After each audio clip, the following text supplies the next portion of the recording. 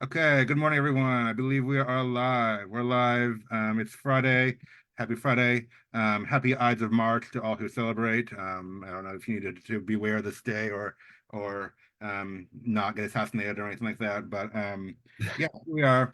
I'm here. If you didn't know already, it's Sam. I'm here with author Matt Lucas to talk about his work. He's a fantasy. I think I describe you as an urban fantasy author. Is that more or less right? Yeah, I think, my style is fantasy, some urban fantasy, a little bit of horror, some paranormal stuff, action adventure. So it's all blended Yeah, into, yeah, under the all urban things in. fantasy. Yeah, Yeah, yeah. Okay. Well, Matt's an urban fantasy author-ish, and I've actually interviewed him on before in one of these videos, and I mean, it was probably a year or two ago.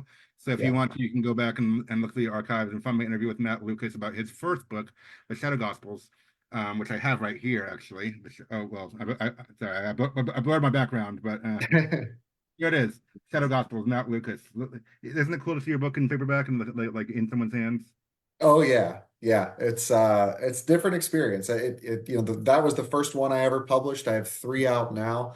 Wow. And it's funny, like the unboxing or when people send me like a picture of them with their book, um, it doesn't get old. That is not a feeling that really ever seems to get old. Cool. Okay, good to know. Good to know. And yeah, I'm having him on again today because you just released your second book in this series. You said you had three out now, but in this series, it's the second one. I believe Yeah. it's called Out of the Gospel's Fall of Man, right? Yes. Yeah, great. So I'll let Matt tell us a little bit more about that in a minute. But I'm grateful that he's come on to answer some of our questions and spend some time with us. So as always, I have some questions prepared, but I also want to make this an interactive discussion. So if you're watching at home, if you're a fan of reading, writing, urban fantasy, if you're a friend of Matt's or a friend of mine, or just happen to find us somewhere, we want to hear from you too. Um, Post your questions in the chat about reading, writing, publishing, fantasy, fandom, Matt's work, or any other topics. We want to hear from you, and we'll have a good time on this discussion, I think. Okay. Yeah. So, Matt, I wanted to start off, just for those who aren't familiar, can you tell us a little bit about your first book? And I mean, I know that raises the question of spoilers, but kind of wondering, um, what's the premise of Shadow Gospels and where are we picking up when we get to book two, Fall of Man? If you can summarize that a little bit to what Yeah. people's up to without too many spoilers. Yeah, absolutely. So the Shadow Gospels, the first book, kind of catalogs the advent of this Michael figure. So if you read the book of Daniel, Daniel 12:1 talks about Michael, the protector, this prince over God's people, coming to his advent at this particular time. So it's talking a little bit about eschatology, the end times, that kind of thing. And so I've always really enjoyed studying some theology, stuff like that. I follow a lot of different biblical scholars. If anyone's familiar with like Dr. Michael Heiser, I watch a lot of his stuff. I do know Dr. Heiser, that's cool. Yeah, so a lot Um, of his stuff kind of influenced the Shadow Gospels and sort of the unseen realm, the divine council worldview, that kind of stuff. And so I kind of put that into a sort of this fictional idea of what the end times might look like. And it's all speculative. I don't really fall into any particular eschatological worldview, very much like Dr. Heiser didn't. I think these stories, it follows the advent of the rise of this Michael character, but there are other individuals that sort of lead through this coming tribulation. And the first book really catalogs these people being called by God, these people understanding a little bit about what their purpose might be in the world to come. And it really sets the groundwork for these individuals being leaders and how God is using this tribulation, this apocalyptic time, as a methodology to expose the world to evil, to expose the world to wickedness, in the hope will send that me people will a picture of turn them with their back um to it to doesn't God. get old. That is not a feeling that Um, really ever seems to get old. Cool. Okay, good to know. Hold on. Good to know. yeah, Thank you for sharing. There and echo yeah, on my end. I'm I think it's my having him on fault. again Okay, today just a because moment. yeah, that's okay.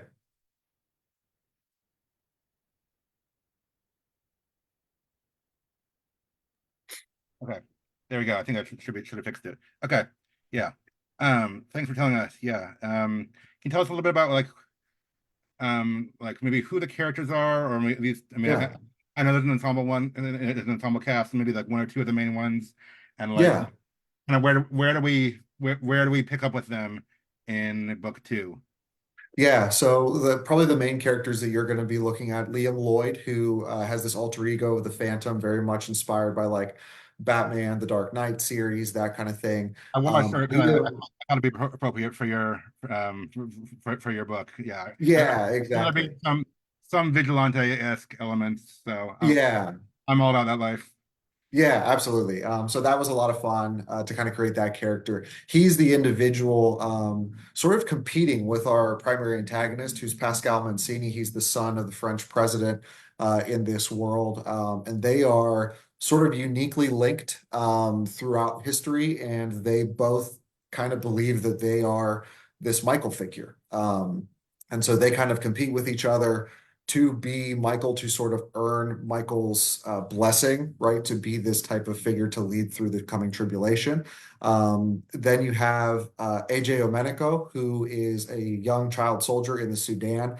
He is captured during a raid on his village, and he is put underneath the control of a really vicious warlord. So very similar to the things that you see happening in places like Uganda, the Congo, Sudan, very much inspired by some of the religious strife that exists in that region. So you Actual see elements his story. definitely Yeah, influenced real world war and politics and stuff. I remember that from. yeah, absolutely. And then probably the other character, just to keep it brief, the other character is James Clark. And so if anyone is a fan of Supernatural, Sam and Dean Winchester, I have a duo of, they're not biological brothers, they're adopted brothers. But James is very similar to Sam Winchester in this sense that he is a supernaturally gifted exorcist with a very nefarious and ominous origin. He is an individual who strives to do the right thing, and he strives to understand where these powers come from, what he's supposed to do with them. And so, sort of at the end of the book, um, I don't know how to do this specifically without spoilers, but each of them, yeah, we can move on, and I can tell you Yeah. kind of where we go with Fall Man or however you want to take it. Okay, no, that's good. That's cool. Thanks for sharing, for giving us a little taste, and hope that makes it. Yeah, I guess obviously, if you're watching, you'd want to pick up the first one first. It's probably not a standalone where you could just dive into the second one on its own. right. Yeah, hopefully that's a good little plug for people to check them out. Dominic in the chat said love Lucas's books, so you got at least one fan there. Well, and two because There we go. I did read the first one. I interview authors in here. I'm not able to read everyone's books. It takes too much time, but I did read your first one, and I enjoyed it. So yeah, I Yeah, got a chance here. Cool. Yeah, it's an interesting world you set up with. I mean, again, it's real world. It is very much influenced by real life war and politics and religious yeah, tension and such. But I know it's there's supernatural elements too, and things are coming to a head. So yeah, I like yeah. that. I know you also recently put out a short story on your website. I think it was offered for free for a while if you sign up for the book, or maybe if you pre-order the book or something like that. The short story was The Ripper and the Wolf. So can you tell Yeah. me about that story, and like is it connected at all to your other books? Do your books have like is there a shared universe or anything like that? How does that work? So this one is not a part of any kind of shared universe. Okay. The Shadow Gospels is kind of its own thing. The Ripper and the Wolf, I actually do want to do a monster verse at some point. I just Nice. really haven't had the time to put everything together. But this is kind of a taste of what that might look like. And the Ripper and the Wolf Basically a werewolf, follows, what was that? basically a werewolf story. Yeah, yeah. So it follows the idea of a resurgent Jack the Ripper. So this is set after the initial Ripper killings Okay. in London, I think in the 1800s. And this werewolf, one of his mother, essentially, was one of the victims of Jack. And so when Jack sort of has this resurgence, he catches the attention of this werewolf. And the werewolf character, Nigel is turned into a werewolf because he goes into an orphanage because his mother was killed. So he becomes this um, sort of vulnerable youth who is preyed on by this monstrous beast. He's eventually taken in by a priest, and the priest sort of raises him as his ward. And this story kind of documents this werewolf hunting down Jack the Ripper. Cool. And really, at the essence of what the story is about, It's about the struggle between spirit and flesh, right? That we talk about in Romans. It's a theme throughout the Bible.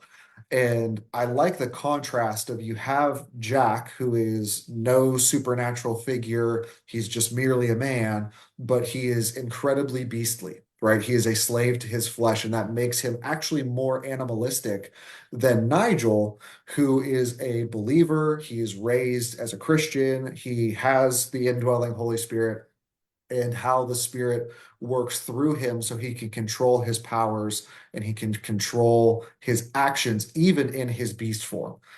So it's a really interesting contrast between these two characters. And that book is actually free. You can find that on my website, mattlucaswrites.com. Just go in, enter your email address. It'll pop right up for you on the webpage. And so it's got like 6 chapters in there. You can read through. It's a very short story, but it's Be like, short, punchy, and very impactful. so it's I mean it's a type of story, maybe not super long, but it's not it's more than like 1,000 words or whatever. So that's, yeah, Yeah. that's cool. That's cool. Yeah. Okay. Do you think like I guess your books are primarily targeted to a Christian audience, or do you think people from other backgrounds or no faith background could enjoy them too? Yeah, I think you can. Whether, I mean, it it sounds like is geared. action, supernatural. I mean, there's a huge market for that out there. Yeah. Yeah, Okay. yeah, absolutely. So I think it's something where, like, I look at it is, for me, the gospel theme is always going to be in my writing. Yeah. Whether as a writer, I don't think people like when you bludgeon them over the head with anything, Uh, right? You see that with anything, whether it's Christianity or a different political agenda, whatever that might be. People just they're just resistant to that. So I think you have to weave it into the narrative in a way where people are being exposed to it, but it's not preachy. It doesn't come across arrogant, and people that understand what you're saying from a theological standpoint. So my Christian audience, it's very enriching and it's very encouraging to them. and And they can, people aha, that, I get it. And yeah, exactly. share some of your perspective. Yeah, and then people who maybe aren't Christian, they can just appreciate a really compelling narrative. And if they want to view some of the theological things, like, well, that's a fiction book, whatever, that's Mhm. fine. I'm happy if they want to take it that way, but at the very least, they're being exposed to gospel messages, which is important to me. Cool. Yeah. It's important to read. I mean, yeah. I know there's specifically Christian fiction out there, and I mean most of it, it's often criticized for being too preachy or Yeah, whatever, too on the nose. Yeah. So, or too cheesy, all the above. So right. yeah, I read Matt's first book. I can tell you it's not tame or it's not cheesy. Um, I don't think it's overly preachy either. I mean, it's been a while since I read it, but I don't remember that being in it. So I mean, um, Yeah, I think we need more. C.S. Lewis had a quote. He said, "It's we don't need more Christian books. We need more Christians writing good books." yeah, absolutely. So I think you're helping to fill that need. So great, glad you're doing that. Yeah. Um, so I'll ask you another question that actually, and I've asked this question probably a lot of the interviews I've done, but it's been a year or two since I've talked to you. So you've written a book, well, 2 books now, but and a short story that's and well, I guess 3 books now total because you have Yeah. also Chronicles of Yeshua. Is that right? Yeah, Um, Chronicles of Yeshu. It's a I high read that. fantasy, kind of a blending of I would describe it as kind of if you took Thor and merged it a little bit with some Harry Potter, with a little bit of Lord of the Rings, maybe The Witcher, some stuff like that. I have not read that one yet, but I think I have. I think you sent me a copy. I just haven't gotten to read it yet. I did. Yeah. Uh, Whenever you get a chance, check it out. yeah, It's it's it's a on, fun one. it's on my list, but yeah. So you're a prolific writer now. I know you also have a family and a 1-year-old. We were talking about it before we started the live Zoom or the live stream, and I think you're still working full time, or at least a Mhm. good bit of the time. Maybe one day book sales will provide more of your income, but most of us are on the Yeah. journey. Most of us are not there yet. So, Right. where do you find the time? How do you do it all? How do you manage your time between those different worlds? We all struggle with that. Yeah, this is something that I pulled from kind of my corporate life, that I think has been very, very helpful. And it is literally having a calendar. It could be a physical calendar. I prefer a digital calendar, like a Google Calendar, Outlook calendar, whatever that would be. but just blocking your time. Just even having the marker on your calendar as you're going through your day, whether it's your work calendar or whatever, being purposeful with your time and intentional with your time is really, really important. The thing that has changed significantly for me, especially after becoming a parent, is that you have to get up early in order to do some of this stuff. How early does your kid wake up? So he's been a lot better now, but he's probably waking up 7:30. We get him to daycare around 9, stuff like Yeah. that. So if I can get up at 5, if I can get up at 5:30, I can at least spend a couple of hours, feel like I've been productive, things like that. So it's You just don't have being intentional with your time. because you don't have a kid who wakes up at 5:30, and so even when you try to wake up before him, he's still waking up at the time. Yeah, Yeah. our kid does that. Still haven't figured it out. Yeah, Yeah, they but go through waves too. So they like there were times where like I would get up at 5 and I'd be like, all right, we're gonna do this. And as soon as I would sit at my laptop, he'd get up and I'd be like, yep, okay, gotta go get him. yep, So it's gonna happen. It's not perfect every time, but if you're yeah, intentional and you're organized with your time, you'll be all right. yeah. That's good. No, good advice. Yeah, I started going to bed earlier and getting up earlier. Yeah. I sleep now 10 to 5 instead of 11 to 6 because I want Right. to keep an ear out for the little guy, but also hopefully do some work Yeah. before he wakes up, rather than when I'm at night falling asleep tired. So yeah, Right. I mean again, like you said, it's not perfect. There are days he's still up at 5, but it works at least some of the time. So Yeah. Yeah, yeah, for sure. you got to be intentional with your time when you're a parent. I mean, really a parent at all, but or if you're a parent trying to do anything else like pursue a hobby or pursue your writing goals, then Yeah. you got to know what you're doing. Got to be intentional. Okay, cool. Yeah, thanks for sharing. I do want I asked you some general questions first. I will ask you more about the book in just a moment, but yeah, I see Okay. we've had a few viewers. Yeah, just keep leaving comments for Matt or questions for Matt in the chat if you have Yeah. any questions that I don't cover. We love to hear from you too. So yeah, but now that Fall of Man is out, or it is out, right? It's or is it not Yeah. or did release? Yeah, we released on March 6th. So it's available on Amazon, a couple Okay. other outlets. So yeah. Very recent. Okay, Fall of Man, the Shadow Gospel is Fall of Man, but not Lucas. I'll say it again probably before the end of this. But what does it feel like having published your second book now? And like, did you ever think you'd get this far, or I guess your second book in a series at least? Yeah, this one was a little bit different because some of the scenes that are in this book I had dreamed about for years. And so actually getting to the point where I can open something up and it is there. And it's funny because like anyone who knows me, I talk about writing a lot. I love talking about my books. It's my passion. Probably every writer in your life is like that. And so people will be like, hey, I liked your first book. What's coming for the second one? I'll be like, there's a scene that I just can't wait for people to read and to know that that is now out there. And it has gone from a dream that has been in my mind since I was like 23, 24 years old, now to distribution to people that I don't even know, and they're looking at that, and hopefully it's impacting them in a positive way. That is crazy for me to think about. Awesome. Yeah, no, I do the same thing. I have scenes that I've envisioned and like yeah, and I'm like I want to write this down, but I can't yet. And, Yeah, you just can't get there, right? You're like, I yeah. got to set this up, I got to lay the People write groundwork, and then once you get there, it's great. Some people talk about writing out of order, but I have not messed with that. I want to make myself go in order so it's logically consistent, and then I feel like if I write my favorite parts first and save the least favorite parts for last, then I won't be Right, motivated. So right. yeah. So does it feel good to have it on paper now, have it where people are reading it, and hopefully Yeah. we okay, good. Yeah, it's a big accomplishment. I mean, to write even one book is a big accomplishment these days and put Mhm. it out there yourself, but it's yeah to keep going and each new time it's a lot. Yeah. Um, was do you think now since you knew what to expect a little bit from the first book, was the writing process easier this time or harder or what? Um, I think the difference, I wrote the first book before I was, this is going to be kind of an interesting one, before I was married.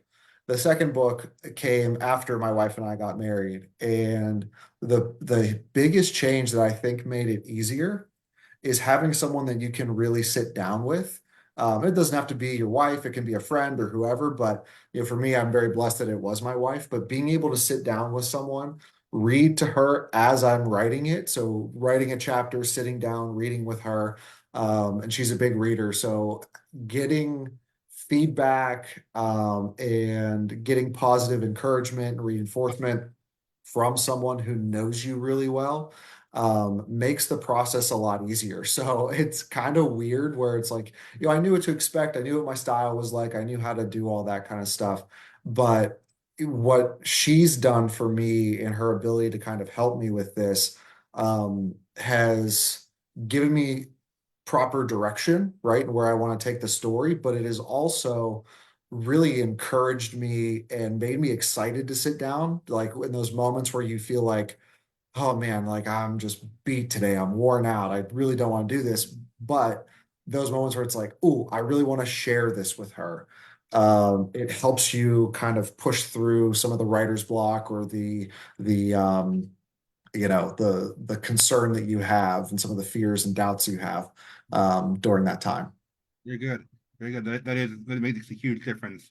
I've heard multiple writers talk about, and I even there have been some books on this, like about the Inklings writing community with Tolkien and Lewis, but people are talking about how writing flourishes, any kind of art, but writing in this case flourishes in community, and Yeah. you need people who resonate with your vision and who will support what you're doing, but also give you critical feedback. I mean, obviously constructive Yeah. criticism.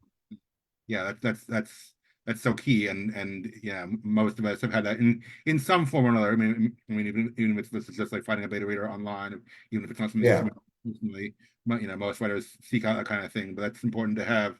Yeah, I get the feeling of looking forward to sharing it with someone. I actually have a writers group that meets, and then we're meeting tonight. It meets on Fridays, and I have a new scene. So I've been like, okay, it's finally ready. I can share it with someone tonight. Yeah. And my wife listens in, and a couple other friends online. So I'm like, okay, I'll finally get some feedback on it tonight and get to show them what I've been working on. It is a nice feeling. So That's awesome. Yeah. Yeah. It definitely is. It yeah, definitely encourages you and pushes you through the difficult challenges that come with good. writing. Yeah, good. I was going to ask you, I had this question on the list. Who helped you the most in making this project possible? It sounds like your wife is on that list. Yeah. Yeah. Yeah, for sure. For sure. I'd say she's at the top of the list. I would also say like there's some friends, we have a really close community group through our church. Hmm. And they've been pretty heavily invested in the stories as well. And so getting some feedback from them, and I gave a couple folks like early access. So I sent them the draft before it was published or anything, and to get the positive feedback and to hear their excitement for it has been really cool. There's another individual, I don't know if he'd be listening or not, but randomly was connected with a gentleman by the name of Derek. He's based in Wisconsin, and we connected over Dr. Heiser. So he's a big Oh, Dr. Heiser fan. I'm a big Dr. Heiser fan. We connected on the Naked Bible group. And so he was interested in my novels. And so I send him always an advanced copy and stuff like that. And being able to kind of riff off of someone who has that same worldview and to see, someone like that really appreciates the theological depth and some of the richness that is kind of woven beneath the surface of the story. So that's been really cool too. okay. Cool. I'm glad you have a community, at least a small one. I mean, that's where we gotta start. But you're finding people Right. who work and who are having the same kind of the same kind of vision and who are enjoying the things you're putting out. Right. Yeah, that's good.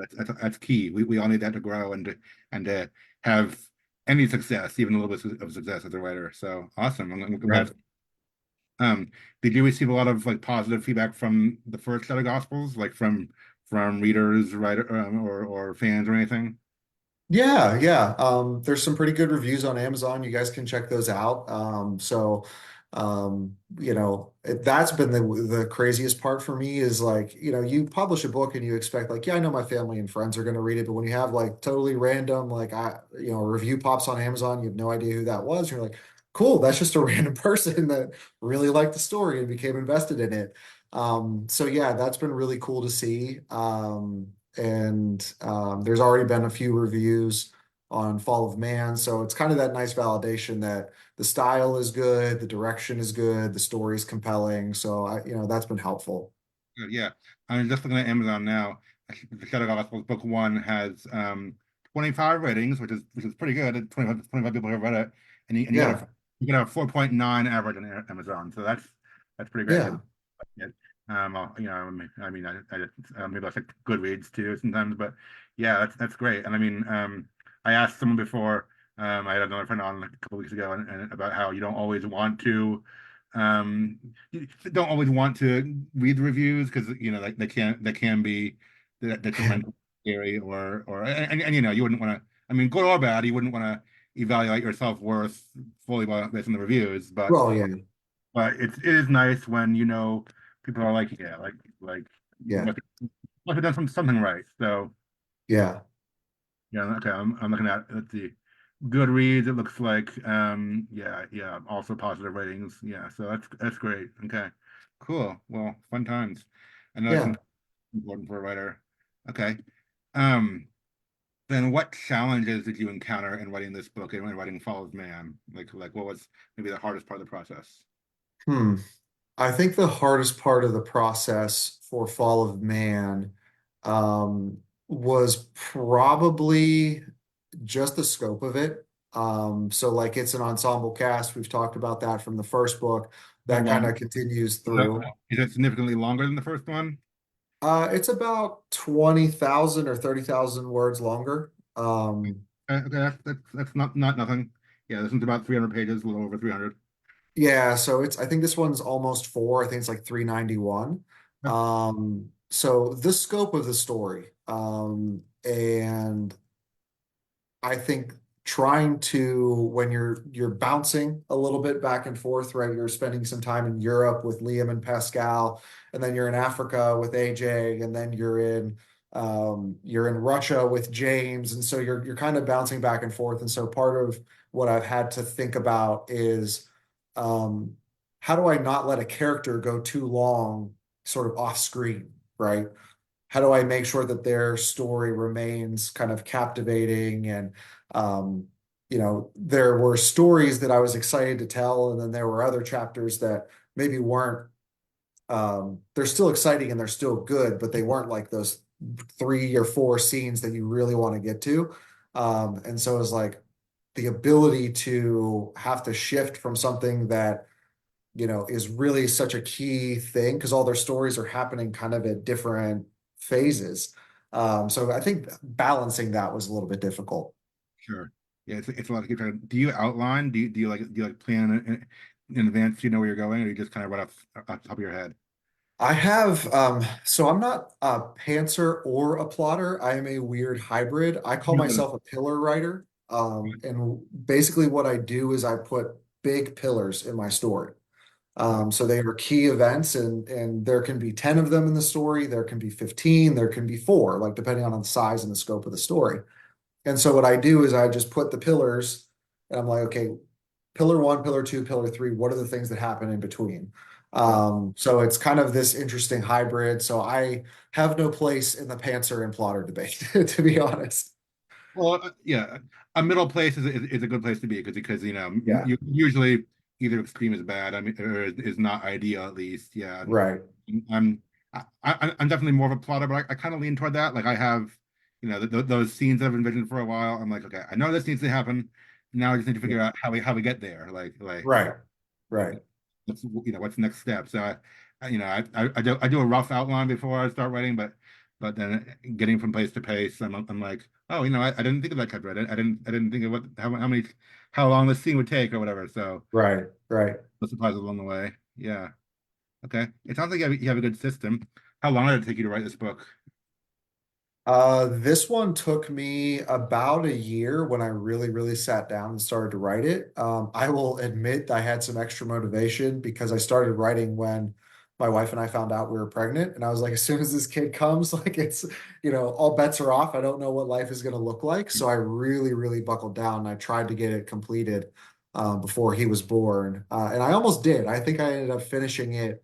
Well, Um, I finished it during one of his naps when he was like a month or two old. Okay. So I got pretty close. So I had a Yeah. little bit of extra motivation to kind of churn through this one a I lot mean, quicker. yeah, I mean, no one would blame you for taking a few weeks or a month off when he was first born, but that's still, Right.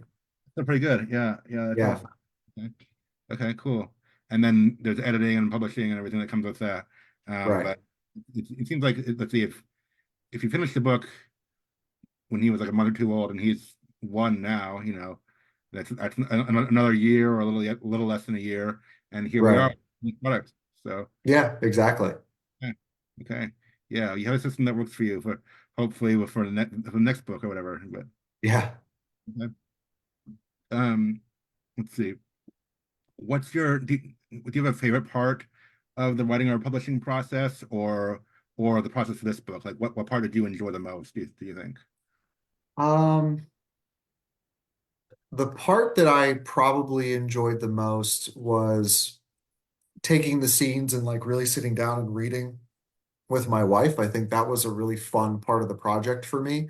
And then like I mentioned before, there were sort of those pillar scenes, those significant scenes that had existed in my mind for such a long time, and then actually seeing them come to fruition has been great.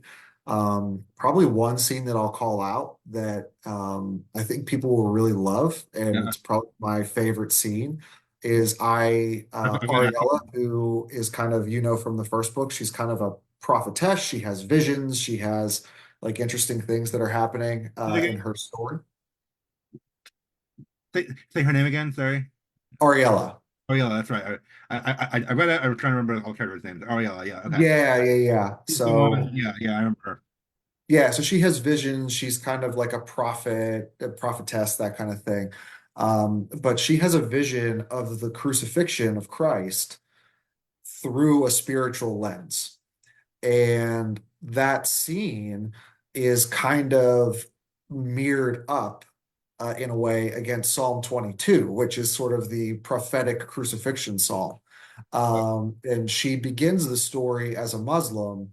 And through this vision and through kind of seeing the fulfillment of Psalm 22 in the crucifixion of Christ, it's very, it really is the paramount event in her life that takes her that makes her a Christian, right? She puts her faith in Christ from there. So there's a lot of like apologetics entwined in that scene and in that vision. I think it's very powerful, and it's also something for Christians that, to see the crucifixion through a spiritual lens from the unseen realm, kind of as Dr. Heiser would put it. I think it gives you a new way to really understand what Christ did for us on the cross. So that was just really fun to put together. Yeah. Yeah, it sounds powerful. I'm looking forward to yeah, reading that soon or sometime whenever I get to it. But yeah, Right. yeah, I was gonna actually my next question was I was gonna ask you what part or scene or character are you most excited for? So sounds like that's Yeah. yeah, okay. Yeah. Hmm. I meant to ask you this earlier, and oh no no no no no no. Sorry, I was gonna say, and I have heard that's I have heard about that kind of thing happening in real life. Like, I mean, not necessarily like crucifixion, but like I work for a mission organization. I've Yeah. always worked with the missionaries for a while. There are reports, many reports of Muslims in the Middle East and such having visions and Yeah. and Jesus. Yeah, and that's what it was predominantly based off of. That's why, in the creation of the character, I Yeah, kind of knew she would get to this point, right? That was a pillar scene for me. So even before the first book was written, I knew that she would end up here, and this would be right. like the key moment in her conversion. And so laying that groundwork, it's one of the reasons I made her a Muslim to start the book, and kind of the background that I built into her, because, I've heard the accounts too of Muslims having visions of Jesus, and that ultimately, like I've read Nabil Qureshi, like there's Yeah, all I was kind I of was just stuff. mentioning, I was going to suggest Nabil Qureshi Yeah, seeking Allah, finding Jesus, and he talked about. yeah, I mean, I know a skeptic could say, "Oh, it's just your dreams or your subconscious," but I mean, like, they believed in like, signs and the interpretation of dreams, and like he asked his right. mom, "What did this sign meant?" And she told him like, "Oh, that's someone who's like reconsidering changing his faith," and he's like, "What?" He's like, "There's no way she could have known that." Yeah. Yeah, so it's really interesting how, yeah, how that's happening. And Yeah. very cool that you're able to incorporate some of that. Okay. Mhm. Yeah. And if anyone's listening, I recommend, yeah, Nabil Qureshi, Seeking All of Finding Jesus. I think Yeah. whenever I read it, it was like a year or two ago. I think it was one of the best, or possibly the best book I read that year. It Oh was yeah. Yeah, it's a very, great book. yeah. I mean, it's a biography as well as a a testimony or whatever, but it's very intelligently written story and very Yeah. powerful. Okay, cool. Yeah, glad we're on the same page there. I meant to ask this earlier, I forgot to. I know you mentioned you have your different people on different continents sometimes. Yeah. Can we expect to see them coming together some in this book? Like, are the plot lines Yeah. converging, or I mean, don't spoil it, but is it Yeah. I think readers who read books with an ensemble cast want them to eventually come together, like Mhm. obviously the Avengers and how they did that, and yeah, so we see some more interaction between the different groups this time. Yeah, absolutely. This is the one where you really find a lot of the cross sections happening. So there's a lot of connections that are hinted under the surface in the first book, between specific characters, and in this one, like they are really very much so coming together. There is a scene where you get like, I want to say 4 or 5 of the main characters in one room, which is really great because they've been kind of operating on the periphery for the majority of the first book.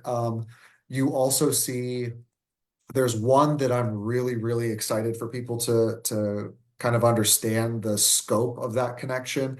And it is between the child soldier in Sudan and one of the individuals in the I guess the European theater of the story. I won't spoil that as to who that is, but the child in Sudan really finds his origin in an event that is related to something that a character in the European theater did years and years before. So I'm really excited for people to see that. That kind of comes to fruition towards the end of Fall of Man. But it's kind of a full circle event, for 2 characters, which is really cool. Okay, very cool. Yeah, it's sounds like a packed story. Yeah, you got a lot, Yeah, it is. It lot, is. lot to look forward to. Okay, okay. What do you most hope your readers will get out of reading Fall of Man? I think there's a lot of um, warnings in this book about spiritual manipulation. That is very much like Fall of Man being in the title. It's kind of the Empire Strikes Back. It's kind of the Infinity War, of the series. And you see some of the underlying, very subtle ways that the enemy manipulates people. Um, and without getting like into too many spoilers, there's a couple characters that are manipulated through events that happen in their lives. There are characters where a false friend sort of infiltrates their lives, and sort of twists the gospel, creates a false gospel, something like that. And they ultimately see the consequences, of their failure to obey, of their failure to discern. So I think there's, especially in our culture today, our society today, there's a lot of manipulation that can happen. So it's a warning for folks to, kind of always keep your eyes on Christ, always be discerning about what it is and who it is that you're engaging with, and not to fall for a trap, for lack of a better term. Yeah. Okay. Good deal. There's a message within it, an Yeah, important, key important message. Yeah, yeah. Okay. You compare it to like some famous things like Empire Strikes yeah. Back, Infinity War. Does that mean this is like going to be a trilogy, or like there's one more installment coming? I mean, I figured there was at least one more. I didn't know it was going to be Yeah. like a long series or what. Yeah, there is at least one more. I think there may be 2 or 3 more. I'm kind of still working through what 4 and 5 might look like. Number 3, I do have a little bit of that started right now. And the working title for that is The Shadow Gospels Into the Fire. And a lot of that, we have in Fall of Man, we have the advent of the Antichrist, right? That's a figure that is not present in the first book, or not present for any significant period of time in the first book. So you have the advent of the Antichrist in this second book, and so obviously you need to have evil taking control, right? There has to be sort of this, um, you have the kingdom of heaven. This is really the advent of the kingdom of hell. And Into the Fire is a little bit, not, a word for word or anything like that, but it's a bit of a retelling of the book of Daniel, Right. um, with this Antichrist figure kind of cast as Nebuchadnezzar. You have your loyal and your Shadrach, Meshach, Abednego. You have that kind of thing happening. So folks who remain loyal to the Lord in, a society or an organization or a country or a nation that is totally opposite of that. So I'm really looking forward to getting kicked off with Into the Fire. So that'll at least be the third one, and then there probably will be a couple more down the line. Okay. Okay. Sounds like you have some good ideas here. So what's coming? Yeah. That you just think of like often the second book in a well trilogy or more than a trilogy. It's like you get that what some have called I think Tolkien has called the eucatastrophe, where it's like everything looks bad, Yeah, before the resolution comes, like like Empire Strikes Back. There was that yeah, from that moment, and then Luke falls almost to his death. right. Infinity War, half Yeah, of everyone died. Yeah, yeah, and it's just the big scene before you can move forward. The right, things are going to get worse before they get better. So right, yeah, right. and sorry to anyone if I just spoiled Empire Strikes Back or Infinity War for you. Yeah, Yeah, you've had to you've had time by now. I think we're okay. yeah, That's funny. That's cool. That's cool. It's just imagining those climactic moments and picturing. I know you mentioned this, but like picturing how people will respond to them. That's really cool. yeah. Um, okay. Well, I still have a few questions left, so we're not done yet. But again, if Sure. you're watching and want to leave a question for Matt in the comments, let us know because I will ask it, and we'll hear from you too. But I wanted to ask you, what are you doing currently for marketing or engaging the audience? Like that's a part of writing that everyone talks about, and unless you hit it really big, you need to do at Yeah. least some marketing these days. If you're self-published, you need to do all of it yourself mostly. So how is that going? How are you reaching new readers and building your Yeah. audience? Yeah, I think part of it is I had a great website design actually, and so I'm doing a little bit of um, creating a mailing list, stuff like that. And so Tiffany Hernandez, a friend of mine, was the person who had actually put together my website. If you go to mattlucaswrites.com, that's my website.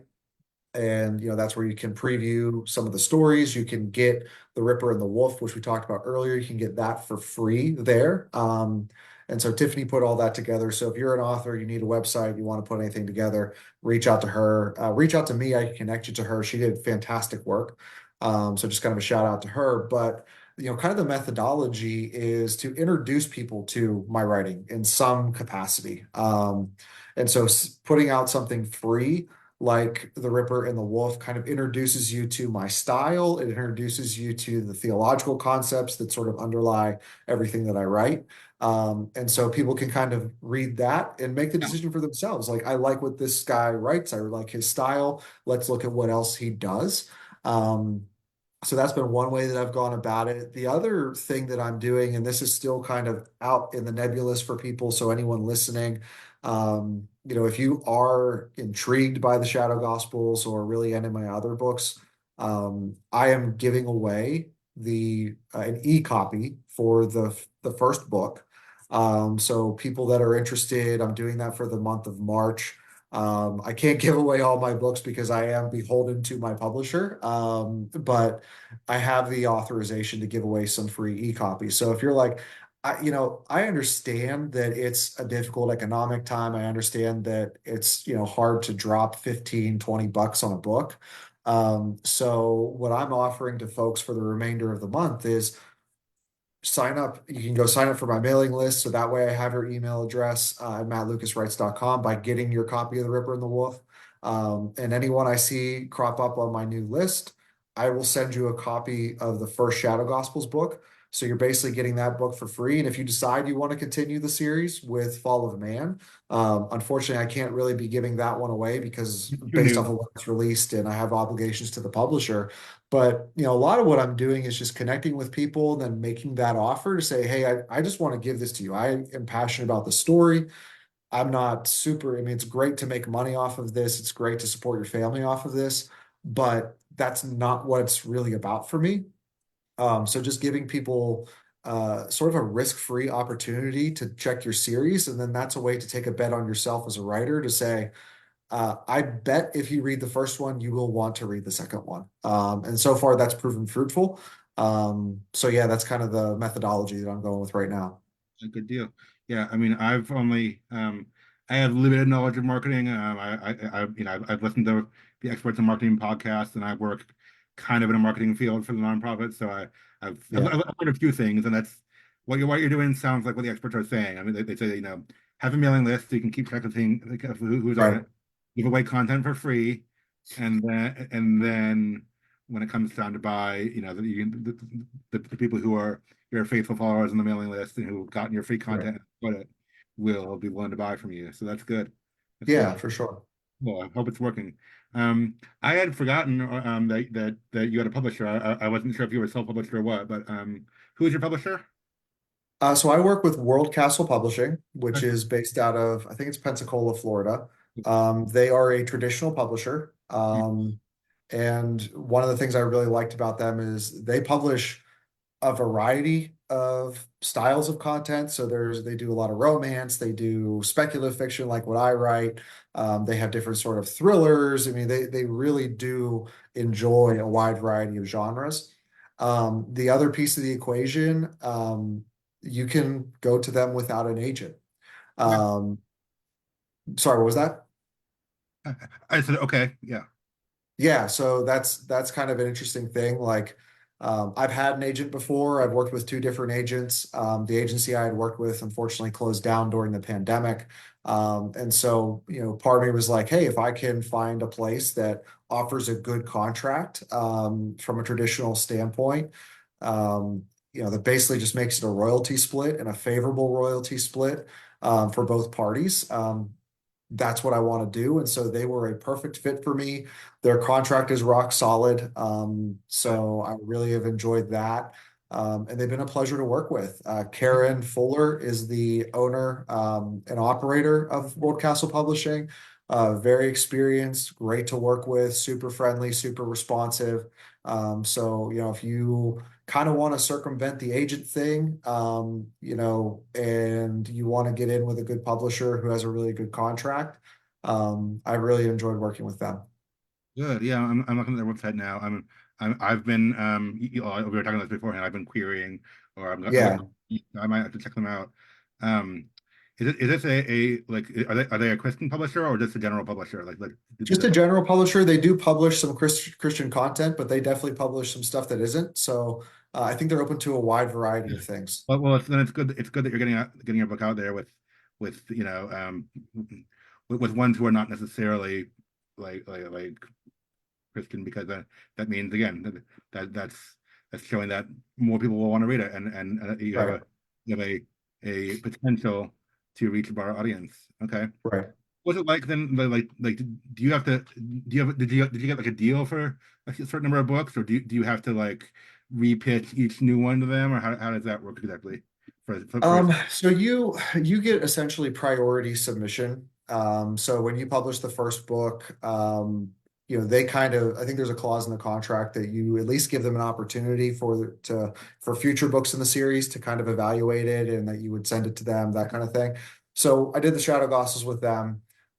It made logical sense just to send that to them. So I had kind of a priority submission. So, when I submitted the second book, it went right to the top of their list. And they reviewed it, and just to make sure that it was still up to the quality of the first book.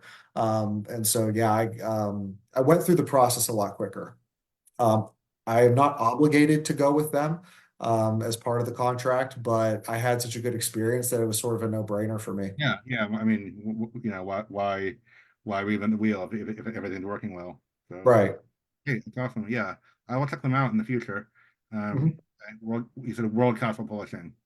Yeah, Okay, cool. Yeah, I'll just keep that in mind. Okay. Well, I was going to ask you, and we touched on this already. I was going to ask you what's next for you and for this series. So you told us about your plans for this series. You're working yeah. on you'll be gone at least in book three, but Mhm. what's next for, either for your writing project or for you personally, like any other projects on the back burner right now, or any other plans? Yeah. Yeah, one of the things that I've actually picked up, and I will recommend this for all writers, any writer. I've picked up screenwriting, just because I think it's something that I always was intrigued by. Um, and that is something that I think has been a huge asset in kind of refining my writing, making myself a little bit more concise and a little bit more clear. How is it Um, how is it different from writing prose? Yeah, it's a little bit different. It really does force you to be as visual as humanly possible. So that whole like show versus tell thing, there is no tell. Like there is absolutely no tell. You cannot do tell at all in a screenplay. It's very much like you have to show everything. Um, so that's been a lot of fun to kind of learn that class, or learn that subject. And I took a class on it. Um, the individual's name is Zena, Zena Dellowe, Dellowe. And so I took her class. She was an experienced screenwriter. She's been a producer, stuff like that. She had a screenwriting class called Formatting as an Art Form. Her company is called The Storyteller's Mission. And so I actually worked with her. Her class is fantastic. It teaches you how to do it, but she also offers like a lot of office hours and things. So I really got to sit down with her, get into the nitty gritty of my story. And I've been adapting the Shadow Gospels, and some of my other writings, so The Ripper and the Wolf and a couple different ones, into scripts. And that's been a lot of fun because you're basically just revamping it and putting it into a more technical document. So I've really enjoyed that. Yeah.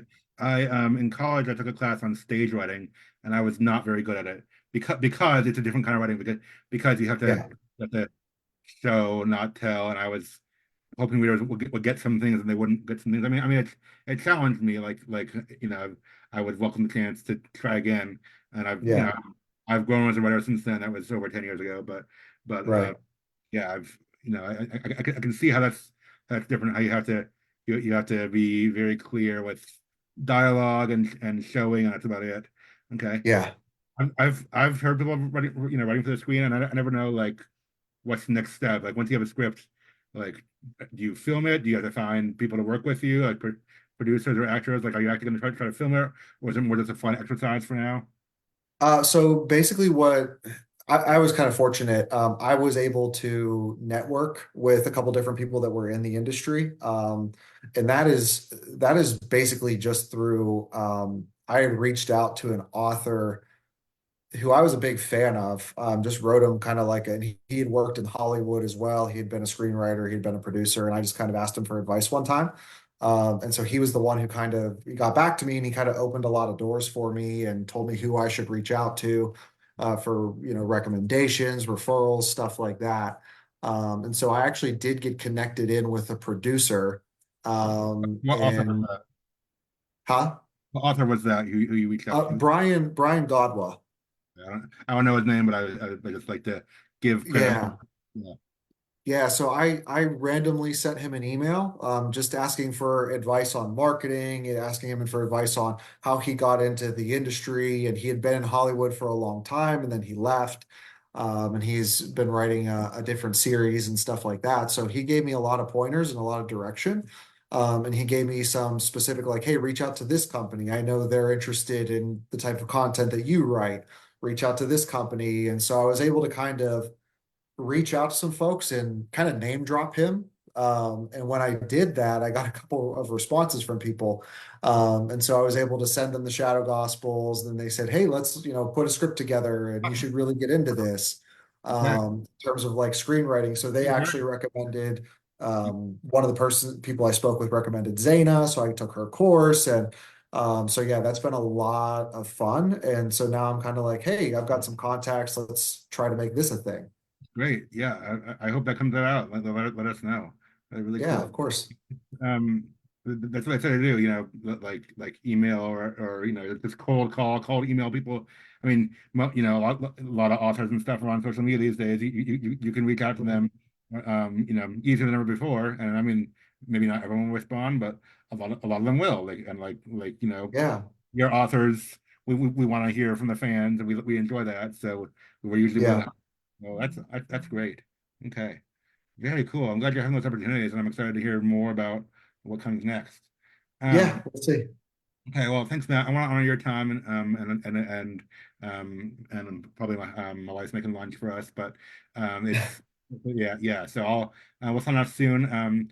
I know you've mentioned it already, but tell us again, where can we follow you online and where can we buy the book? Yeah. Follow me online. My author page on Facebook is Matt Lucas dash author. You can also find me on Instagram, so those are pretty much. I also have a TikTok. I forgot about that because I don't know if it's going to exist in 6 months or whatever. But Yeah. I do have a TikTok that is also, yeah, that's also at Matt Lucas Writes. So follow me on there. If you're interested, sorry, go ahead. Is Instagram Matt Lucas Writes? What's that? Instagram is Matt Lucas Writes also. Yeah, Instagram and TikTok are both Matt Lucas Writes. So wherever you connect with me, you can also connect with me on my website, which is mattlucaswrites.com. These are So all relevant. pretty straightforward. If anyone is interested, I know I talked, I mentioned earlier to Sam that I'm giving away e-copies for the remainder of the month of the first Shadow Gospels book to introduce people to the series. Just connect with me in any way that you see fit, any way that you can find me online. Shoot me a message, follow me, whatever. And we'll figure out a way. I'll figure out ways to get books to you. Because I really, like I mentioned, just want to introduce people to the series. And the book is on Amazon and probably everywhere you buy books. Like Yeah, Amazon, Barnes and Noble. My publisher works through Ingram distribution route, so pretty much all of that stuff you can find it. If you join Booksprout, actually, if you're familiar with that, but Booksprout is a place where you can sign up to review books for free. And so you get early access to books so you can leave reviews. So both the Shadow Gospels books are on Booksprout as well if you want to do that. stuff, lots of ways to get connected. Okay, Yeah, Matt, thanks for your time. Thanks for being with us today and answering our questions. And yeah, I'm excited to check this out and also to maybe just to keep writing and keep being on the journey because you've kind of inspired me. So that's good. awesome. Um, let's see. Anything else you want to say before we sign off to the people at home? No, thanks everybody. Appreciate it. Yeah, thanks for coming on. As always, thanks to those who watched and then those who posted comments and stuff. You can always like my page for Samuel N. Harris for future discussions and content for writers, or sign up for my mailing list at the link in the description. You'll get a free sample of my story, Factored Heroes, a few of my favorite things that I think you'll enjoy, and you'll get signed up for other writing content like this, interviews and videos and things like that. And as always, go check out Matt's work too, mattlucaswrites.com or Matt Lucas Writes on social media and by the Shadow Gospels too. So Yeah. thanks again, Matt. Have a good weekend, everyone. Thanks, everyone. Bye.